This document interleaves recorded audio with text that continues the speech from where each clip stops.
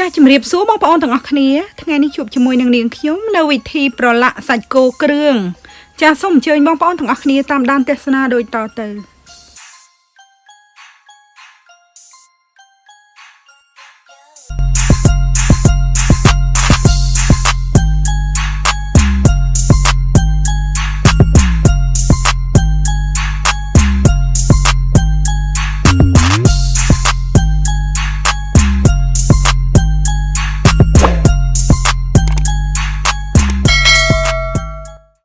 ចាចំពោះគ្រឿងផ្សំនាងខ្ញុំបានសរសេររៀបរាប់នៅក្នុងវីដេអូនេះហើយមានទាំងភាសាខ្មែរនិងភាសាអង់គ្លេស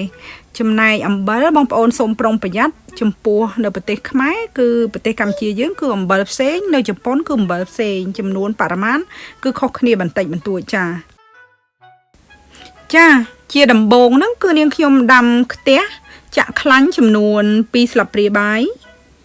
មិនមែនខ្លាញ់គេហៅប្រេងឆាចា2ស្លាបព្រាបាយហើយនឹងគ្រាប់ការីអ្នកខ្លះគេហៅគ្រាប់ជីពូអ្នកខ្លះគេហៅគ្រាប់ខ្លាំភ្លូអីចឹងទៅណាប៉ុន្តែខ្ញុំហៅថាគ្រាប់ការីឯងបងប្អូនហៅយ៉ាងម៉េចអាចហៅទៅតាមតំបន់បងប្អូនទៅហើយបើកភ្លើងរៀងខ្លាំងបន្តិចទៅហើយកូរវារយៈពេលប្រហែលជា1នាទីចាបន្ទាប់មកបងប្អូនបន្ថយភ្លើងបន្តិចណាកុំឲ្យវាផ្ទុះវាខ្ទាតអីចឹងហើយវាខាស់ប្រេងផងយើងកូរចាគ្រាប់ការីជាមួយនឹងប្រេងដើម្បីយកពណ៌ចាដល់យើងមិនត្រូវការប្រើល័ក្តអីក្នុងការប្រឡាក់សាច់គោចា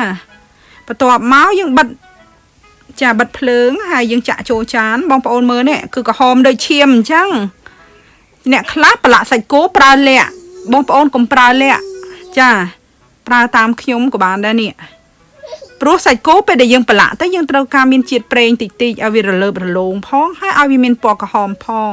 ចាច្រោះវាយកតែប្រេងទុកឲ្យវាត្រជាក់សិនឥឡូវសាច់គោខ្ញុំដាក់ស្ករ1ខាំកន្លះ150ក្រាមហ្នឹងហើយនឹងអំបិលចំនួន10ក្រាមបើបងប្អូននៅខ្មែរអំបិលប្រើ20ក្រាមណាបន្ទាប់មកខ្ញុំប្រើទឹកដោះគោខាប់នៅជប៉ុនវាមានជាកំប៉ុងអញ្ចឹងទឹកដោះគោខាប់1ស្លាបព្រាបាយហើយនឹងម្សៅស៊ុបចាម្សៅស៊ុបហ្នឹង1ស្លាបព្រាកាហ្វេហើយនឹងស្រាចាគេហៅ cooking វ៉ាញណាបងប្អូនបើអត់មាន cooking វ៉ាញដាក់ស្រាអីក៏បានដែរឲ្យតែមានជាតិស្រាយើងដាក់1ស្លាបព្រាបាយហើយនឹងគ្រឿងបុកយើងហ្នឹងស្លឹកគ្រៃយើងបុកឲ្យឈ្ងុយដូចស្លម្ជូរគ្រឿងហ្នឹងចំនួន2ស្លាបព្រាបាយចូលហើយបងប្អូនដាក់ប្រេងដែលរងាស់នេះគ្រាប់ការីចំនួន2ស្លាបព្រាបាយចូលប៉ុន្តែប្រេងហ្នឹងត្រជាក់ហើយបងប្អូនចាបន្ទាប់មកបងប្អូនប្រឡាក់វាចូលគ្នាចាឲ្យចូលល្បាយសាច់មួយចំពោះសាច់ប្រឡាក់សាច់គោនេះបងប្អូនហាន់ដូចខ្ញុំជាល្អិតអញ្ចឹងទុកក៏បានឬក៏បងប្អូនចង់ប្រឡាក់ជាប្រទះធំក៏បានដែរចំពោះវិធីប្រឡាក់សាច់គោនេះគឺសម្រាប់យកទៅធ្វើសាច់ជ្នួចសាច់គោអាំងឬមួយក៏បងប្អូនយកស្លម្ជូរគ្រឿងក៏បានដែរចា